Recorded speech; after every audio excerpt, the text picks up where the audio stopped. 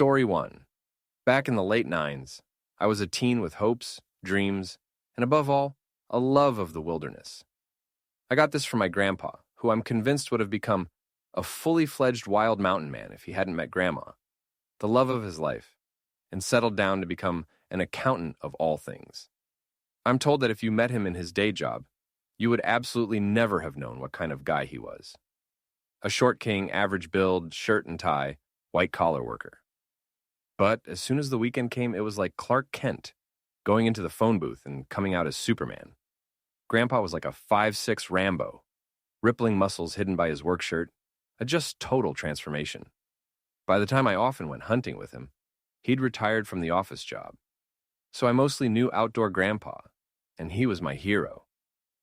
Me, him, my older sister Jess, and Mom, we'd go hunting often. Grandma and Dad couldn't stomach it, though. Grandma, because she actually hated the killing, and Dad, because I swear that man was the worst shot that you'd ever seen in your entire life. In the end, he admitted that he was such a liability that he'd stay home and get ready to prep the meat when we brought any kills in. Many happy family times were spent on hunting trips, but alas, everything comes to an end. Grandma got sick and passed away. Mom and Dad went their separate ways, and it wasn't hugely friendly, so Dad and Grandpa never really spoke again. Jess went off and got married and had a whole family of her own, and Grandpa got old. I stayed close by. I ran a small general store in town, and he actually worked for me in his retirement, just helping where he could, but mostly sitting on a rocker on the porch.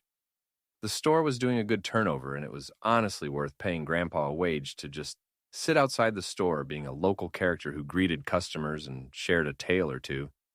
I honestly think Grandpa was the best friend I ever had. He lived in an assisted living home, and it was one of those where he was free to come and go, but there was staff on hand if he needed anything. I asked him many times to come and live with me and my partner, but he was having none of it. Said that we didn't need an old man stinking off the place with his tobacco smoke and whatnot. And I reminded him that I'd always had a crappy sense of smell and could barely even smell his huge, stinking cigars when he smoked those. And he reminded me that my long-suffering partner had perfectly good olfactory senses, and he had a point. Plus, honestly, I think he had a crush on one of the nurses at the assisted living home and didn't want to admit it. One day when I had a weekend off from the store, and so did he, I went to visit him. Grandpa was more cheerful than usual, which was odd considering he was a pretty cheery old fella at the best of times. Seemed in the best of health, in fact. We played cards for a bit, and he was hooting with laughter whenever he won or lost.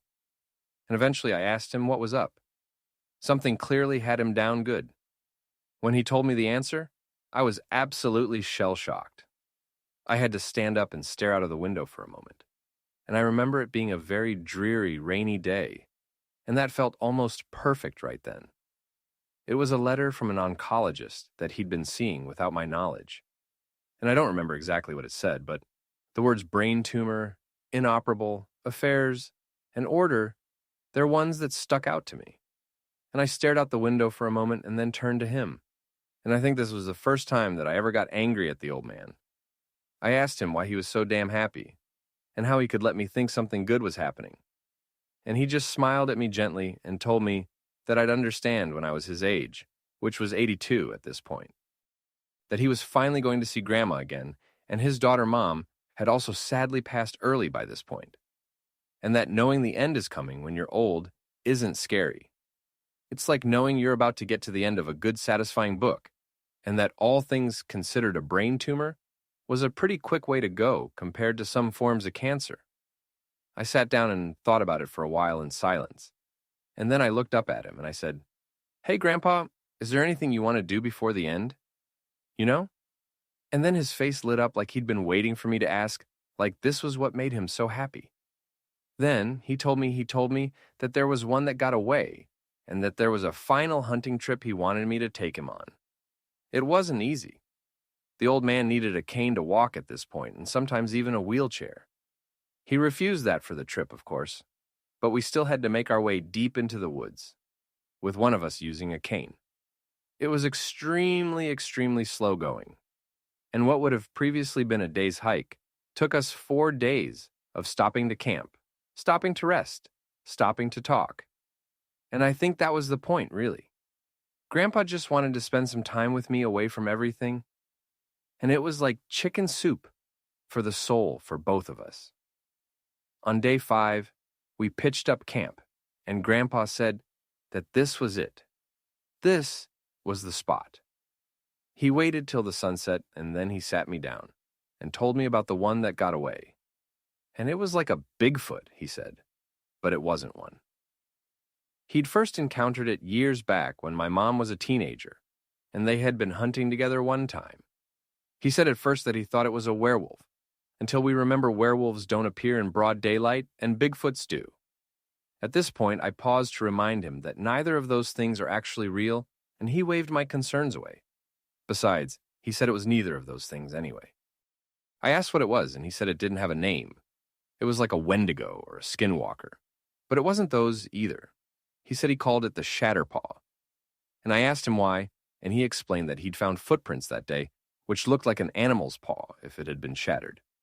Hence, it forever became known in his mind as a Shatterpaw. And he then told me that he'd seen the Shatterpaw another 6 or 7 times over the years. It was hunting him, he said. Or so he thought. He'd be out with us in the woods, and he'd look over and see the Shatterpaw just standing there in the far distance watching him. He said he could tell the Shatterpaw wanted him, and it was sending him a clear message, like one he could hear straight into his brain. It wanted him, and one day it would get him. And so he told me this was the last chance, to get the Shatterpaw first before it came to him one night, and took him to whatever hell it had come from. Of course, my reaction was to very silly assume that the brain tumor was starting to do its business, and maybe I'd made a big and dramatic mistake by bringing a dying man with a neurological condition out hunting. Something had stopped me even considering this, up until that point, and now I felt like an actual lunatic. And so, I decided to do the only sensible thing that I could think to do. I acted like I believed Grandpa about the Shatterpaw. We spent the next few hours clumsily, loudly stalking through the woods in pursuit of this creature that I knew didn't exist. I knew it didn't matter if we spooked it away because it wasn't real. And it was like 2 kids play acting.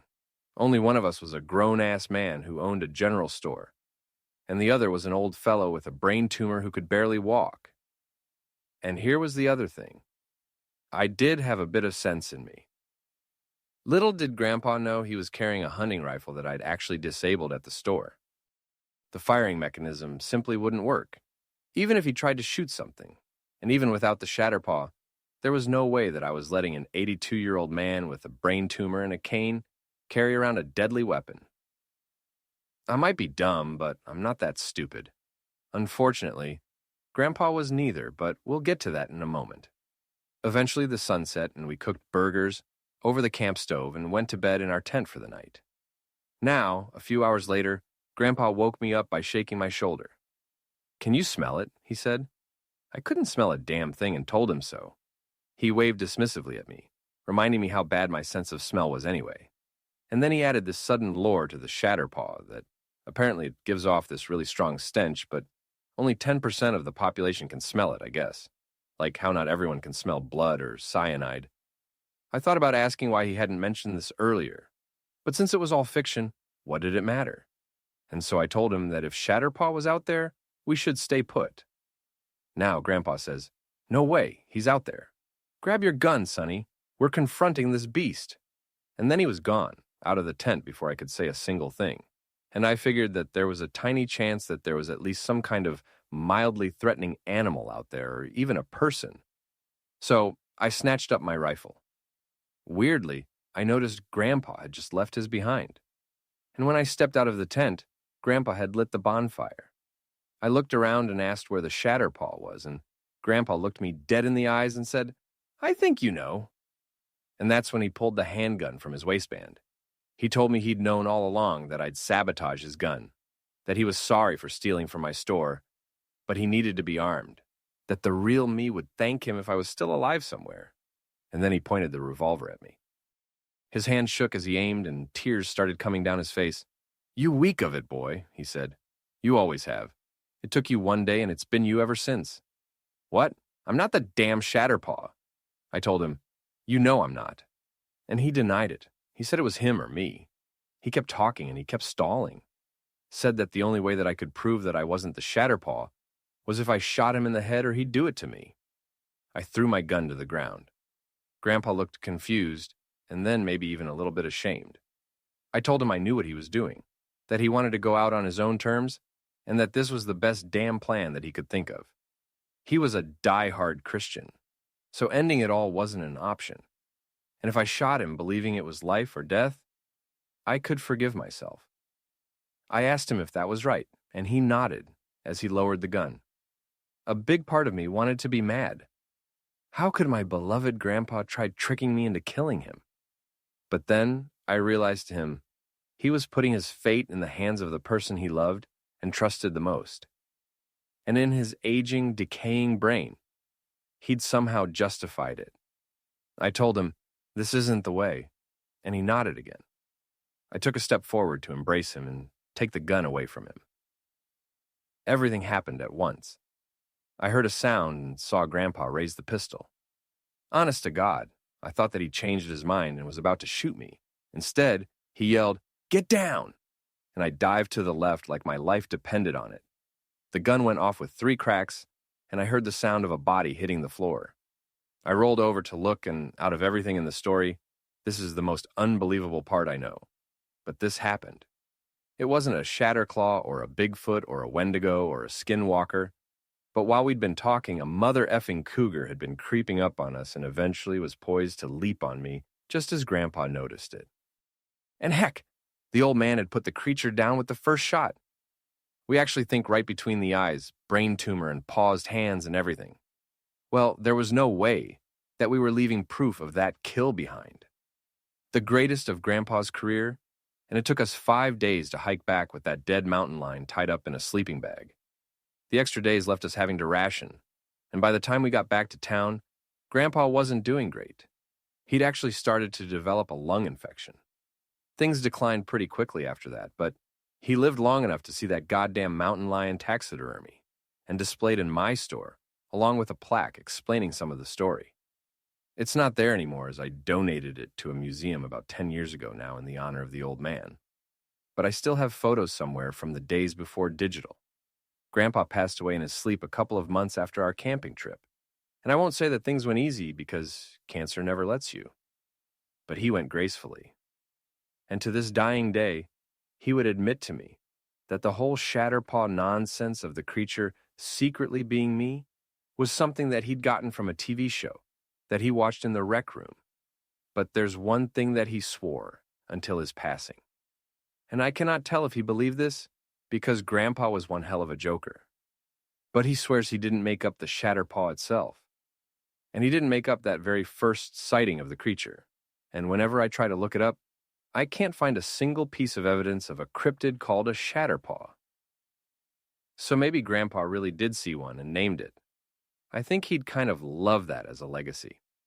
So, if anyone out there comes across this mythical Shatterpaw, please let me know so I can let it know that it made an old man very happy in his last days. Story 2. Back in the 90s, myself and a couple of girlfriends used to go wilderness hiking. We were extremely into it, kind of our whole personalities. I loved it, and so did the others, Sarah and Ashley. And we decided to go on a 2-day exploration.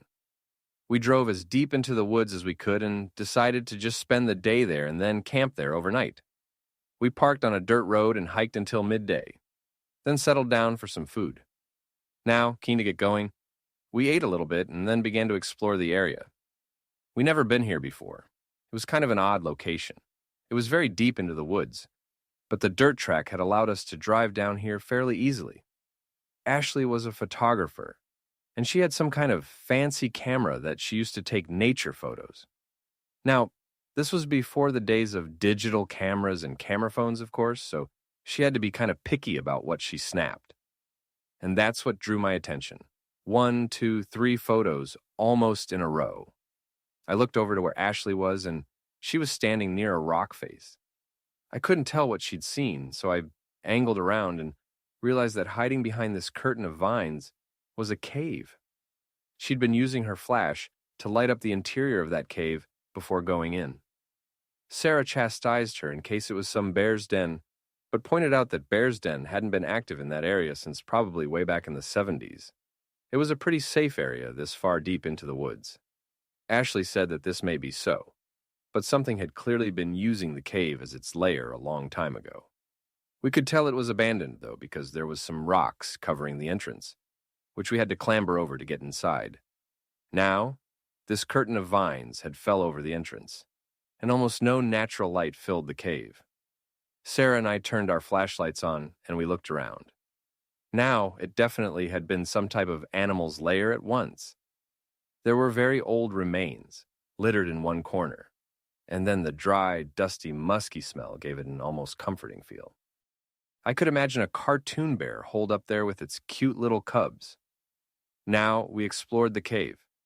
It was actually pretty small and had a fire pit in the center. People had clearly used it as a camping spot at some point, which made sense given the slight hole in the roof and the fact that the entrance clearly used to be bigger. Sarah joked that it would be a great place for hot boxing. I just rolled my eyes. We did decide to camp in the cave, though. It meant that we didn't have to bother setting up the tent, and even if it rained, it was sheltered enough that if we stuck towards the back, we'd be completely sheltered. So we explored some more in the daylight, and then at night, and we settled down. We decided to cook on our stove outside the cave, rather than risk filling the constricted area with smoke. It had clearly been a more open hidey hole the last time the fire pit had been used. We had a good dinner and then went into the cave to bunk down for the night. We were woken up by the mother of all storms, though. Nowhere in the weather reports had it suggested anything like this. It was like Mother Nature had just turned on us. Thunder followed immediately by lightning. And I could thank the Lord that we were camping inside a cave instead of outside in a tent. That is, until I heard a crack, a crash, and a rumbling. I flicked my flashlight on in the direction of the noise and watched in absolute horror as a rain of rocks fell down over the cave entrance. Immediately, the meager moonlight was almost drowned out, with the only light coming in from the hole in the ceiling, which was a good 15 ft high, if not more. With nothing else we could really do in the middle of the night during a thunderstorm, to end all storms, we tried to sleep. The next day, we woke up fractious, sleep-deprived, and snippy at each other. And this only worsened as we each had to pee in the back of the cave, which left a fairly unpleasant atmosphere. And then things got even worse as we tried to move the rocks from the entrance, only to realize that they were far too heavy for us to move from the inside, not to mention rain-slicked. And we decided to sit down and just have some breakfast, lit by the meager sunlight that came in through the tiny gap in the cave ceiling. I hoped that our hunger abated and things would eventually calm down. I was messing with the rocks when I heard Sarah and Ashley begin whisper arguing behind me. They had been at each other's throats all vacation, which wasn't usually unusual, so I tried ignoring it. It was one of those situations where we all shared a strong passion for exploring the woods, and they were both my friends, so they were kind of friends with each other by proxy. The whisper arguing turned into raised voices arguing, though, and I couldn't ignore it anymore. Ashley was accusing Sarah of having an affair with her partner. And now Ashley had a tendency to be kind of paranoid when it came to her partner, Tyler, and for good reason. He had cheated on her a number of times, and sometimes I wanted to shake her and say, just leave him. But she wasn't having any of it. Now, they were soulmates, even if, in my opinion, soulmates didn't typically screw other people. Now, though, it sounded like Ashley, at least, was convinced Tyler had actually screwed Sarah. And of course, this couldn't be true, though, as Tyler barely knew her, right? I expected Sarah to defend herself, and instead, she accused Ashley of being unable to please her man. So, what did she expect when he ended up in another woman's bed? I stepped in at this point and just asked straight up, Sarah, did you sleep with Tyler? And she looked at me, and in the dim light of the cave, this look of shame on her face was very damning. And then she hardened up, just straight up confessed to it. Stared Ashley down and told her that she'd done it with Tyler not once, not twice, but 3 times. And then, for whatever insane reason, she added that she'd let Tyler do things to her that Ashley was just too much of a prude to let him do. So maybe she should learn how to please her man a little more. And it kind of struck me weirdly at that moment that Sarah was a smoker, and I hadn't seen her smoke a cigarette since we'd holed up in that cave.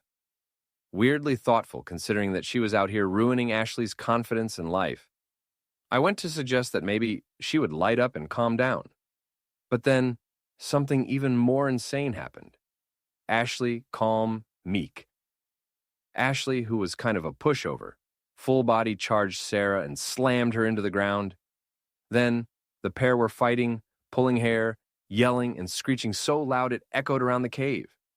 In the end, this crazy cat fight is what actually saved us, because a loud, deep male voice yelled down from the hole in the ceiling, asking what in the damn hell we were doing in there, yelling loud enough to wake the dead. I looked up, squinting against the sunlight, and I could have sworn the guy looking down at us was a member of ZZ Top. One of them with a beard anyway, and I'd never seen a hairier man with a bigger, whiter beard. It was like Gandalf, and he looked like an absolute definition of a wilderness survival mountain man, which I later found out is exactly what he was. I shouted up that we'd been trapped in the cave due to a rock slide, and that we couldn't shift the rocks from inside the cave. He yelled back that he'd climb on down and see what he could do from the outside. You would think that this would have calmed Sarah and Ashley down, but no. They were still screaming at each other, trading slaps. And at one point, Sarah, the one who'd boned Ashley's man, grabbed a rock and was threatening to smack Ashley in the head with it. I heard noise above us, and then the sound of clattering rocks and masculine straining grunts. I don't know how to describe this any better than this. Imagine a mountain man doing a very strenuous activity, and if you select to read this story, please try doing this as a sound effect for me. Just me, though. Thank you. Finally, a medium-sized boulder popped into the cave, and light came spilling in.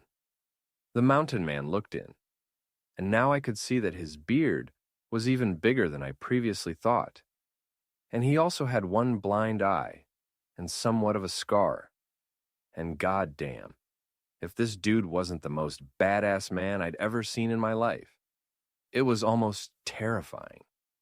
And then he got real scary. Sarah and Ashley were still screaming at each other, and Sarah had that rock in her hand. It was like they hadn't even noticed the mountain man trying to rescue us. So, we hollered. Folon screamed and yelled that if you gals don't shut your harpy yapping and quit disturbing the peace, then he'll skin all of us, like the 500 lb black bear that he took down just last week, quote unquote. I guess he saw the fear on my face as I turned to stare at him, because he gave me a wink and a little smile and gestured to the other two who had finally shut up and stopped arguing. With the mountain man's help from the other side, we were able to clear enough of a gap into the rock slide to allow us to climb through. Sarah, the largest of the group, was last to come through, and I honestly can't blame Ashley for refusing to help her. So, it fell to me and the mountain man. Sarah and Ashley were still staring daggers at each other. The mountain man, who said his name was Bob, told us that he was going to take off and to drive safe now and maybe drop by the local hospital to check on the scrapes and bruises we'd gotten, especially Ashley and Sarah in their little fight. I just about begged the mountain man to ride with us. I genuinely, honestly, didn't feel safe with Ashley and Sarah, especially since I was the driver. And if a fight had broken out while I was trying to drive, I was so exhausted that I'm not sure that I could have kept the car on the road. I guess Bob sympathized with me because he eventually agreed. And even though he said he didn't like to go into town much, his one condition, though, was that he was riding shotgun with me. No way was he sitting in the back with either of those crazy chicks. Fair enough. If you can picture Sarah and Ashley's anger as being enough to scare the toughest-looking elderly mountain man I've ever met and likely ever will meet, you can probably imagine how icy the environment was. We drove the hour or so into town and went to the small walk-in clinic to get checked out. It turned out that Ashley had some kind of infection that she'd gotten from a cut and was actually suffering from dehydration, so she had to stay overnight. I stayed with Ashley, and Sarah decided to take a bus back to the city.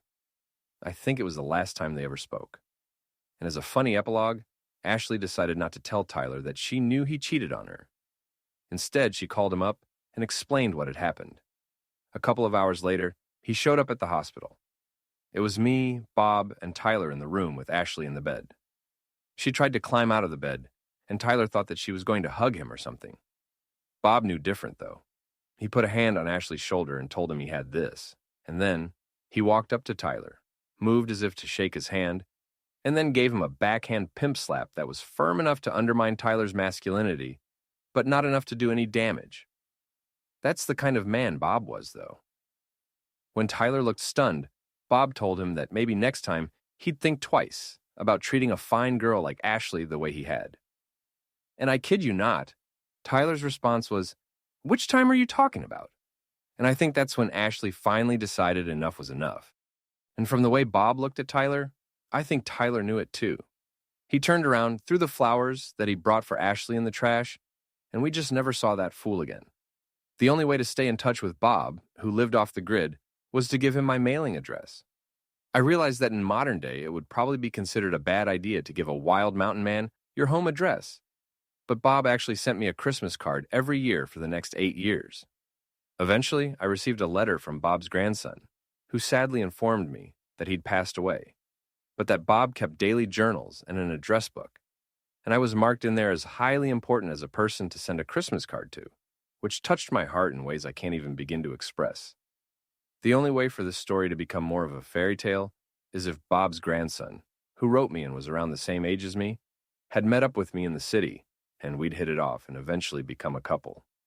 But I guess I'll just leave it to you guys to decide whether that part actually happened, as it's probably too far-fetched to be true. So, I'm not going to confirm either way. But I will let you know one thing. My firstborn son, who's a teenager now, is called Robert, and he has a strong love for the outdoors. Story 3. I thought my ex-boyfriend was a great guy. I really did. So much so that I was willing to let him talk me into going deep into the woods, hiking with him.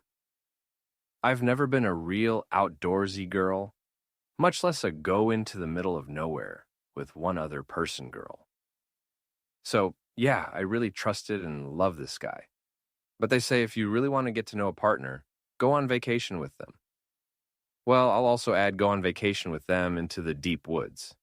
That really shows what kind of person they are, like a complete and utter maniac, for example.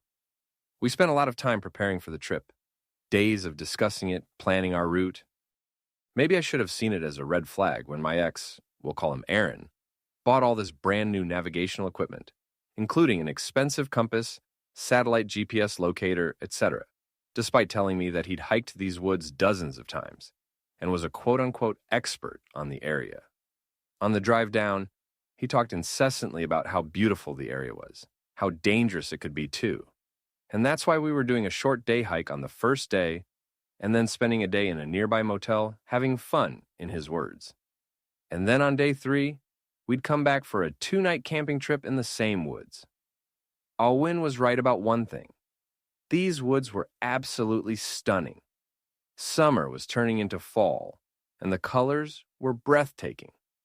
I dabble with acrylic painting in my spare time, so really all I wished was that I'd brought some paint and an easel and could set up in the parking lot to paint some of the more beautiful foliage. I said this to Aaron, and he sort of glared at me and implied that I was afraid to hike through the woods. Now I thought he was joking, maybe teasing, and even so, my female pride kicked in and I responded, "Yeah, I'm going to show you, buddy." And I snatched up my pack and told him to catch me if he could. Now, this was fun for a bit, leading him through the woods. It was almost romantic. And then he caught me, and it led to a bit of a makeout session, and I let him take over leading the way. And the scenario was kind of beautiful. You know, the day was so perfect that I didn't remotely let it concern me that there had been no trail markers or anything. Aaron knew this place like the back of his hand, after all. So there was nothing to worry about, right? So we took a break for lunch. It was pretty much just gas station, snacks, and all that kind of stuff. And then I took a roll of toilet paper out of my backpack and started to go off into the woods to pee. Aaron looked at me like I was a maniac and asked what I was doing. I explained that I had to go pee, and he acted like it was the grossest thing in the world, peeing outdoors, but also remarked that it was really smart of me to bring toilet paper with us. Isn't that common knowledge? And how did he expect to use the bathroom himself, especially on our later 3-day camping trip? I asked him this, and he brushed it off like it was a joke, but I got the impression that he hadn't even thought about it. This was a red flag because Surely a guy who'd engaged in all this wilderness hiking would know that it was necessary to at least take a piss in the woods, and he was a guy. All he had to do was whip it out and spray. I tried to convince myself that that was it, that maybe he didn't have that much experience with women. We were in our early 20s, and I don't know, maybe he somehow thought that someone with girl parts could just hold it in for that long. God knows why I let it go, though, but I did. And when I returned, Aaron had packed up our things and was pretty raring to go. Based on the time and how long we'd been out, I figured that we would have probably started heading back to the car now. And when I suggested this to Aaron, he then responds, "Yeah, I guess we should do that soon. I mean, I was thinking we could start heading back when it got dark, but now I was baffled. We couldn't be hiking through the deep woods in the pitch darkness, even with those X-Files level flashlights that we brought with us just in case. In that case, we might as well have planned to camp out overnight." I told him this, and he got very huffy and puffy and moody and said, "Fine, we just head back," and then started storming off completely in the wrong direction. Now, I'm not some expert navigator, but even I could tell that we were heading deeper into the forest. Now, I quietly suggested this a couple of times, and each time he got more and more angry to the point that I started to genuinely feel a little unsafe around him. It was a side of him that I'd never seen before. I tried to chalk it up to maybe heat stroke or allergies or I don't know what. I kept asking him if he needed some water because I could tell that he was getting overheated. Eventually, he just snatched the bottle from me and took this huge gulp, allowing a bunch of water to spill all over the ground. And again, hardly something that a seasoned survivalist would probably do. And eventually, I had had enough. It was almost 3:00 p.m., and we were clearly heading even further from the car. I stopped and kind of did that hands on my hips angry girl pose, saying, "Bro, admit it, we're lost." I said, not sure that I called him bro, but I had an affectionate pet name for him. But it's really icky to think about now. And he insisted that we were not lost. And hadn't I been listening to a word he said? And he was a seasoned ticker. And of course, he knew that the sun would be setting soon. We were nearly back to the parking lot. I asked him to look at the GPS tracker that we'd spent so much on, so he just grumbles and says, "Fine," and then takes the box out of his backpack. The sealed box. He hadn't even set it up or charged it or anything.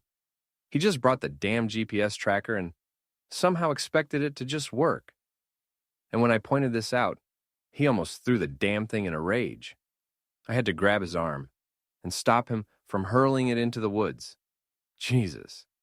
And I realized that maybe Aaron had a temper on him that I'd never seen before.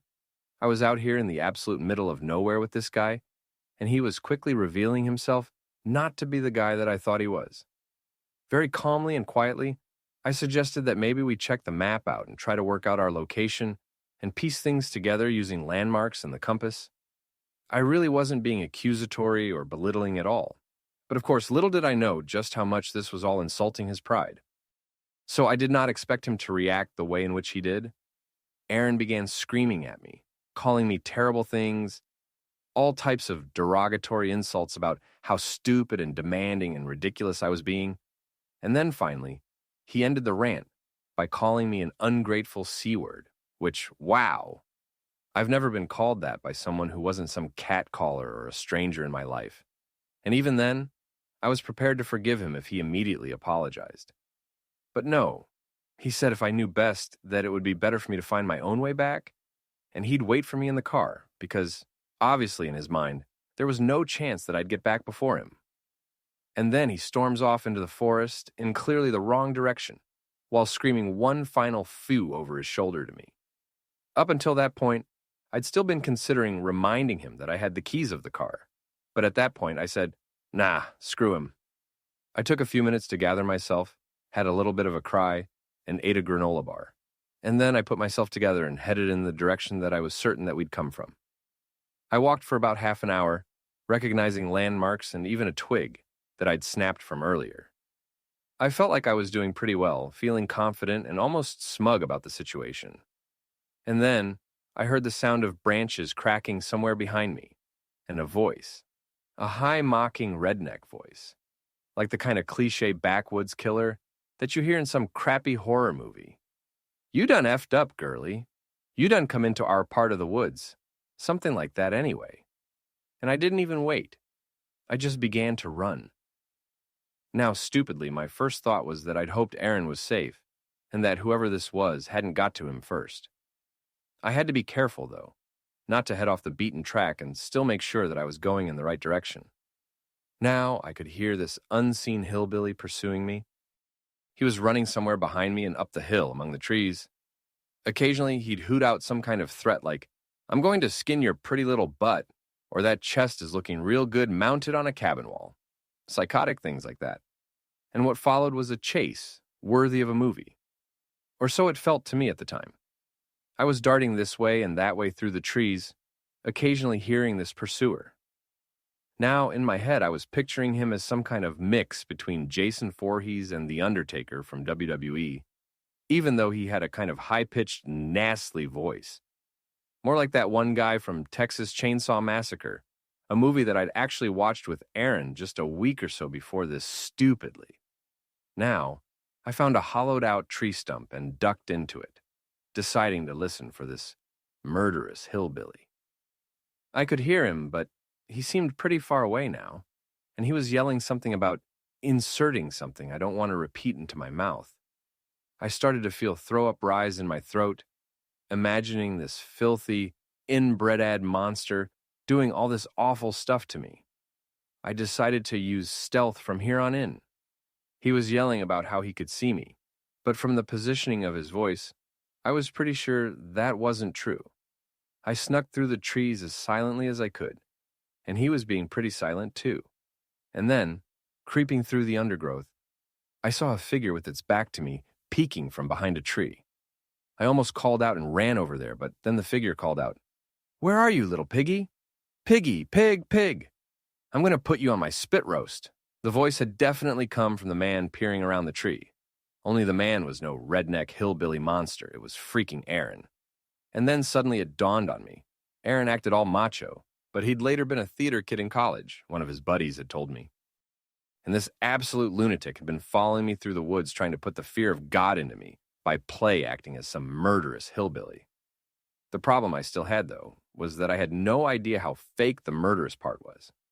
I had three choices: sneak past him, confront him angrily, or treat him like a potential murderer and, I don't know, knock him out with a rock or something. I decided to go for a fourth option. I found a small rock on the ground and threw it as far as I could in the direction that Aaron was looking. And this dumbass fell for it like some crappy video game NPC. He started off in the direction of the sound, and I ran an almost crouch-walking way away from the location. Now, 10 minutes later, I spotted a huge, gnarled tree that I recognized from the beginning of our hike, because I'd so desperately wanted to paint. Another 5 minutes, and thank the Lord, I was back to the parking lot. I got into my car and genuinely, honestly considered just driving off and leaving him there. But I figured the chances of the dumbass getting himself killed were pretty high, and I didn't want his death on my conscience. Plus, I wanted to find out whether he'd own up to it. I kept a small licensed revolver in my glove compartment that Aaron didn't know about. I stashed it on my lap under my purse and then hammered on the horn repeatedly, trying to guide him to the car. 10 minutes later, Aaron comes out of the trees looking embarrassed, but still a little smug. And when he got into the car, I quickly started the engine and began to drive off. He didn't really say much, but when we were on the road, I eventually told him that the most terrifying thing had just happened to me, and that some cannibal redneck killer had stalked me through the woods. And I told him that I genuinely thought that I was going to die. "Do you sound a bit like this?" he asked, putting that voice on. Now, I pretended to be shocked, like, "You heard him too?" And then Aaron began hooting and hollering with laughter, saying, No, it was him the whole time. Remember, he's an actor. Wasn't it hilarious?" I stared ahead at the road as I asked him if he really didn't intend to kill me. In his defense, he acted horrified, like he was simply too much of an ignorant, arrogant idiot to even consider the fact that it could have traumatized me. And we drove for a while in silence. He kept asking me if I was mad, and I think he knew that he screwed up. Eventually, we reached a gas station in a somewhat suburban area. They had a diner and a truck stop, and I checked, and I had cell phone reception. I told Aaron that I'd consider forgiving him if he went into the gas station and bought me a gas station hot dog. And then I waited until he was halfway through the gas station door, and then peeled out of that parking lot and did not stop driving for another hour. When I pulled into the next rest stop, I had dozens of texts from him. First, they were apologies. Then they got madder and madder, telling me that I was some stuck-up C-word and that I'd better come back and get them right now. I texted them back, telling them to call an Uber, or better yet, hitch a ride with one of the truckers at the truck stop, and just hope that they weren't a cannibal redneck serial killer. Then I blocked him and I never heard from that idiot again. I did check on Facebook to be sure that he'd gotten home safely, and he had. Hilariously, the post that I saw was actually kind of contrite about how he'd done a terrible thing to a person that he loved and blah, blah, blah. Somehow, most of the comments seemed to assume that he'd done something a lot worse, and a whole argument had broken out about him being a POS. I almost cracked then and posted to answer their burning questions of what he'd done, but I decided to let sleeping dogs lie. Absolutely the weirdest vacation I've ever had. The weirdest guy I ever dated. And thankfully, the weirdest scary story I have to share at parties.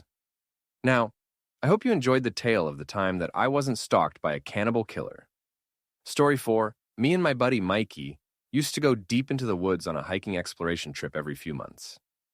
We still go, just not as often anymore. And that's at least partly because of the story that I'm about to share with you all. And it's about a time that we didn't get killed by a guy who wasn't Corey Feldman. Now, yeah, I know pretty much everyone has a story about a time that they didn't get murdered. And as far as I know, Corey Feldman has never killed a guy either. But trust me when I say that this is the absolute best way of explaining what the story's about. Cutting out all the BS preamble that drives me nuts.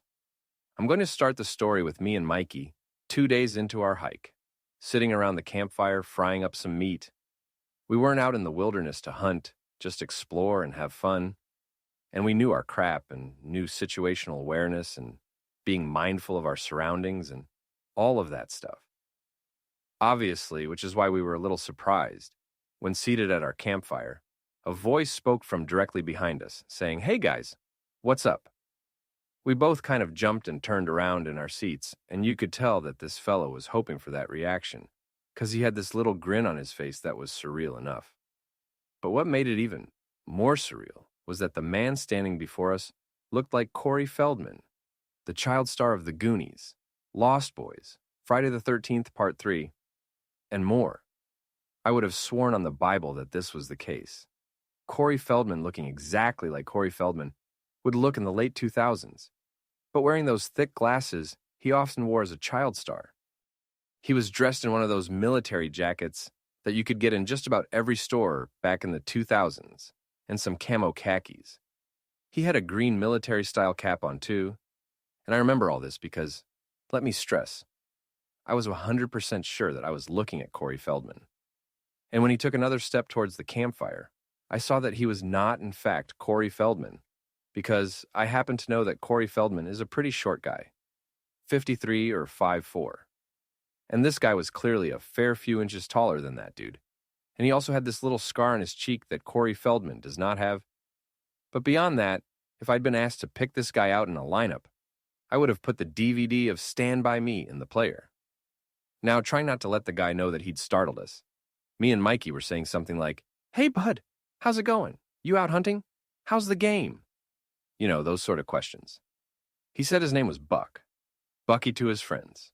And before we even had a chance to invite him, Buck sat at a campfire and helped himself to a steak off the damn grill. "Want a beer too, Bucky?" Mikey asked. And Buck replied that his name was Buck, not Bucky. And I wasn't sure if he was joking or if he was trying to make a strong point to say, "Yeah, we're not friends, so you can't call me that." But the dude was chowing down on our godamn steak. So, in my eyes, they gave us the right to call him whatever we damn well pleased. Feeling a little impolite at his rudeness, I asked him how often people called him Corey. And he stared at me through those thick glasses and was kind of saying, "Huh, Corey? What are you talking about?" And I waited for him to laugh, but it never came. I told him not to worry about it, but he just pushed, and I had to ignore Mikey's stifling giggles, as I was forced to say, Well, buddy, you kind of look like the actor Corey Feldman. But Buck just stared at me, and then he says, Don't you mean Adam Sandler? What? And then he went on to claim that everyone always compared him to Adam Sandler, that he looked like the guy. And I'm sure most of you know this. But Adam Sandler and Corey Feldman do not look a thing alike. And this guy did not look like Adam freaking Sandler. I shot Mikey a look. Is this guy yanking our chains? And Mikey was no help. But he just sort of jeerishly was giggling behind his hand. Yeah, Buck said, people say that I look like Adam Sandler, but my friends call me Kyle. Wait, what? I thought this guy's friends called him Bucky. And this got more confusing by the minute. He explained they call him Kyle, after Chris Kyle, the American sniper dude. But he doesn't like being called Kyle, because he makes that guy look like a baby. Buck apparently was a trained sniper, and he told us about some of his best shots. I can't remember, and I can't be bothered to recount it, but the exact details of these claims. But let's just say that as someone with even a passing interest in long-range rifles and snipers, who comes from a military family, you would have to be the most talented marksman to ever exist in order to pull off some of the shots that Buck was claiming, to the point that some of them were not humanly possible. Apparently, he stayed prone for over 3 days without eating and drinking and using the bathroom just to avoid shooting a woman who was in the way of his target, a Taliban leader. Mikey, who was getting a bit drunk at this point, asked why the woman and the Taliban leader were having a 3-day conversation in the first place. And Buck looked at him like he wanted to bite his eyes out. Genuine, absolute fury at being questioned. It was enough to sober Mikey up. And let me tell you, that's no mean feat. The problem is, sober insulted Mikey is a lot more confrontational than drunk mocking Mikey.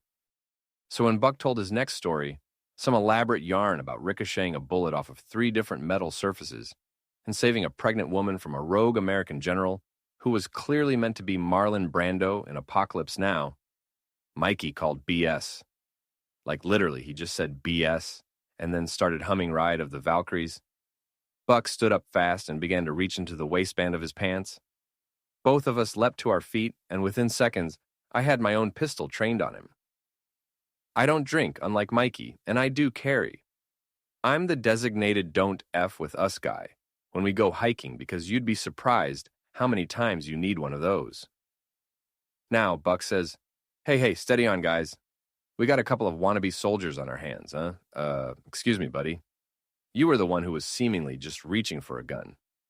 Buck then says that he could tell that he wasn't wanted, but that maybe we'd better watch out because he owned this land. He didn't, and had every right to shoot us. He didn't. And then Bucky stormed off into the trees, never to be seen again by us. Anyway, now the next day we packed up and continued our hike. We were just walking along, chatting, when suddenly out of nowhere, we hear a crack and a bullet hitting a tree about 20 feet away from us. Mikey and I are both like, what the crap, as some hunter taking pot shots.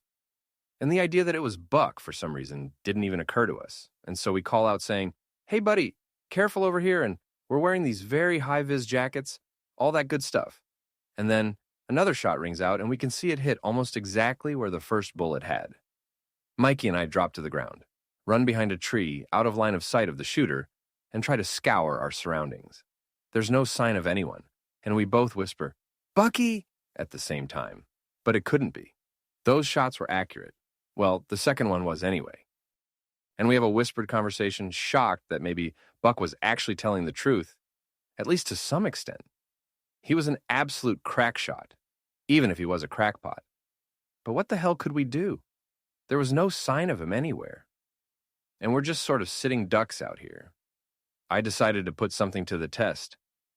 I grabbed something out of my pack, a water bottle or something, and tossed it out into the open. The shooter fired, and it blew out of the air. This was a serious, genuine pro. And based on the directions the shots were coming from and the size of the tree that we were hiding behind, I knew that we were somewhat safe. So I called out, Hey, Buck, buddy, you're not trying to hurt us, are you? There was no reply. Silence and then another gunshot, causing Bark to explode from the same tree he'd shot at before. Now maybe this was my inner optimist, but I took that as a no.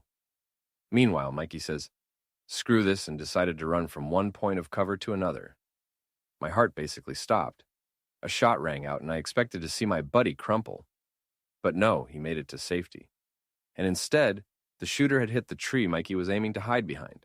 He was toying with us, and it was some kind of sick game. We ditched all of our equipment so we could move light. All we brought was enough water to last us the day or so that it would take to get back to the truck. We figured if we really pushed ourselves, we could make it without stopping. Now, the whole journey back, the shooter was taking pot shots at us, but shots designed to prove that he was a cracked marksman. He'd shoot at this thin branch off of a tree, and then he'd land a shot directly in the whirl of some trunk. And it was honestly uncanny. And I'm almost starting to believe that that Buck guy was actually capable of the feats that he'd claimed. The marksmanship that he was displaying was insane, and not once did we see the damn guy. He'd been dressed in basic civilian military gear, sure, but not full camo. And besides, to stay hidden in the forest, he would have needed to change outfits at certain points. And it was like he was a goddamn chameleon, which I guess did fit with what Buck claimed. Eventually, after 22 hours of solid running and crouching and ducking, because who could tell if the shooter would finally decide to stop toying with us and finish us off, we saw the parking lot. The truck appeared, thankfully undamaged. And I say, Mikey, you did take the keys out of your backpack before you ditched it, right? And it says something about the type of terror we felt that he didn't even try joking that he'd left them behind. I had no idea if Buck was still watching us. Maybe he wanted us to get to the truck, think we were safe, and take us both out there and then. We waited for 5 and then 10 minutes, and then that familiar crack sounded, but it was far away, in a different direction. I can't explain how, but somehow, it was almost like he was telling us that we were safe to go. We got into the truck, and before I got in, I noticed something resting on the windshield. It was a spent cartridge that I later discovered was some kind of Winchester cartridge. It had been placed there deliberately. I picked it up carefully as I could in my gloved hand and slipped it into a Ziploc bag that I had in the truck. And then we drove to the nearest town and obviously went to the damn sheriff's office. The sheriff himself was on duty, thankfully, and I guess it was a quiet day as usual because he came out to meet us personally. We told him everything and about how we'd met this guy who seemed okay at first, but then became more threatening, and how the next day he began taking extremely accurate yet intentionally avoidant pot shots at us. And the sheriff nodded his head almost sagely and wisely, and we got the impression that maybe Buck was some sort of local character, and we were about to hear some wild tale. The sheriff asked us to describe the guy that we were talking about, and obviously we both said that he looked like Corey Feldman, kind of thick glasses, bragged about being a sniper, full of crap, and absolutely definitely looked like Corey. Now, the sheriff asked us if he told us his name was Buck, and we said, yeah, expecting him to nod and explain that Buck was some kind of veteran with PTSD Rambo type or something like that. And we waited for his response. And instead of looking assured, the sheriff's face went white. He asked us to come with him and led us to the holding cells of the back of the station. He asked us if this was the guy that we'd met. Now, sure enough, Corey Buck Feldman sat on the cell bed looking dejected and very hungover. So much so that even when he saw us, he perked up a little bit and acted like we were his buddies here to get him out of there. I went to say something like, maybe you shouldn't have tried to kill us, when the sheriff interrupted me. Now, the night that we met Buck, he came driving into town blind drunk and got pulled over for a DUI. And then he'd been locked up in the drunk tank ever since. Whoever had been taking these warning shots at us was not Buck. We handed the bullet casing over to the sheriff, but Buck shamefully admitted that he'd put that on our windshield even. So that clearly wasn't a clue. The sheriff promised to send a team out to investigate, but we had very little in the way of actual evidence. Just a blow-by-blow account of a guy who absolutely could have killed us, but didn't. And when we tell that story back now, we call him the End. If you ever played Metal Gear Solid back in the day, that's kind of how we pictured him. Just some insane, super old dude sitting in the woods with his pet parrot, protecting his land from interlopers like us. He was never found, of course. The woods were a hunting ground.